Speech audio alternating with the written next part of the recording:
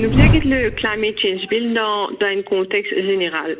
Parce que si nous l'est, il suffit pas d'amener un projet de loi et après, quand nous avons une réalité, il est complètement en dissonance et il y a de nombreuses incohérences. C'est ce qui nous peut, au niveau arrêté que nous la place, nous peut dénoncer depuis déjà un moment. Il y a déjà un projet qui s'appelle le projet Mainstream Biodiversity into the Management of the Coastal Zone.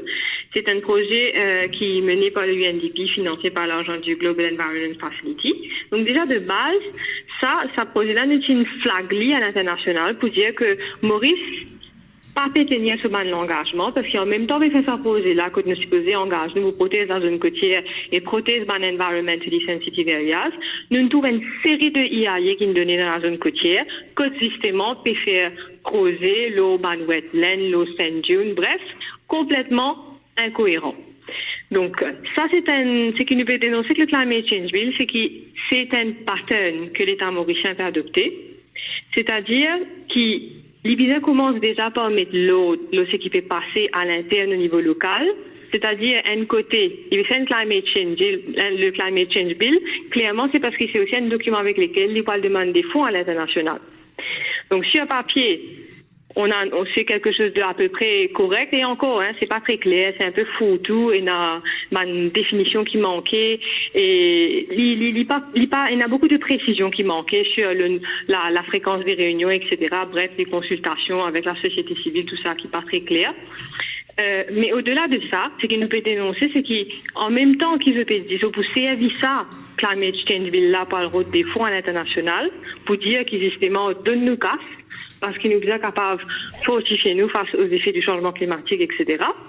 En même temps, ici, au niveau du terrain, localement, qui nous peut trouver un tas de destruction qui peut continuer. Nous pas besoin de prendre à loin. Là, récemment, le ministre Ramano lui-même, il fait avaliser un projet, il fait donner un EIA license, un projet à la péninsule des Salines-Rivière-Nord qui est déjà complètement à l'agonie, un projet d'hôtel qui plus est, puis n'a aucune justification pour mettre un projet d'hôtel, un projet d'hôtel qui peut faire dans une région côté de la mangrove, dans une région marécageuse, et en plus de ça, qui n'en prennent pour bien faire l'agro artificiel, faire la plage artificielle. Et c'est un projet qui est complètement en incohérence avec ce qu'il peut prôner au papier. Donc ça fait partie d'un exemple qui nous cité, mais il y a plusieurs exemples comme ça tout autour de la côte Maurice. Et il y a un projet qui peut faire actuellement, que nous peut trouver, peut continuer à abîmer ce littoral-là, alors que le littoral, je rappelle, la zone côtière, c'est une zone stratégique importante qui nous a fortifié, nous arrête de détruire.